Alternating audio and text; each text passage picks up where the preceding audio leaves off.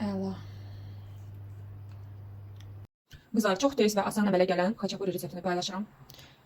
1 xörək qaşığı şəkər, 1 çay qaşığı duz, quru maya, 250 ml süt və ya süt yoxdursa suyla da qata bilərsiniz. Bismillahirrahmanirrahim. Un gözə yarı vururam, apardığı qədər. Çox ləzzətli xəmirdir, çox asan və tez əmələ gəlir. Nəinki xaçapuri, pirajkilər də edə bilərsiniz, ətli pirog da edə bilərsiniz bu xəmirdən. Təxminən 1 xörək qaşığı yağ içərisinə əlavə edirəm. Belə bir elastik xəmir əmələ gəlir. Ağzını örtərək qoyuram dinlənməyə. Təxminən 1 saatlıq isti yerdə qalmalıdır. Xəmirim gəlib. Gözəl. Azca yağlayıram.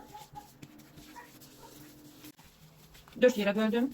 Gündəliyirəm və 10 dəqiqəlik qoyacağım. Qalsın dinlənməyə. 10 dəqiqə keçdi. Gələ yağı götürürəm. Bu qaydayla xəmirə yayıram. Konvert şəklində bağlayıram. Və yenidən 5 dəqiqəlik qoyuram dinlənsin. İçliyi qızlar, Holland pendirindən istifadə edirəm. Təbii ki, sulğun olsa lap əla olar. Məndə 2 növ Holland pendiridir. Bu məqamda yavaş-yavaş açırıq xəmiri. Çünki əslində bu xəmiri yağlayandan sonra xaladinika qoymaq lazımdır. Sadəcə vaxt baxımından mənim vaxtım azdır deyənə qoya bilmədim. Birbaşa edirəm. Belə də düşünürəm yaxşı olacaq.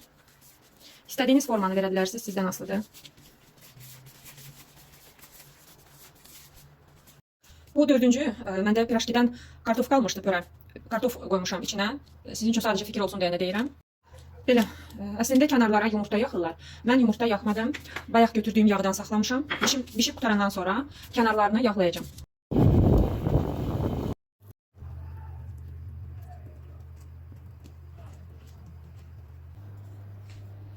Qızlar, bir gözəl qoxu yayılıb.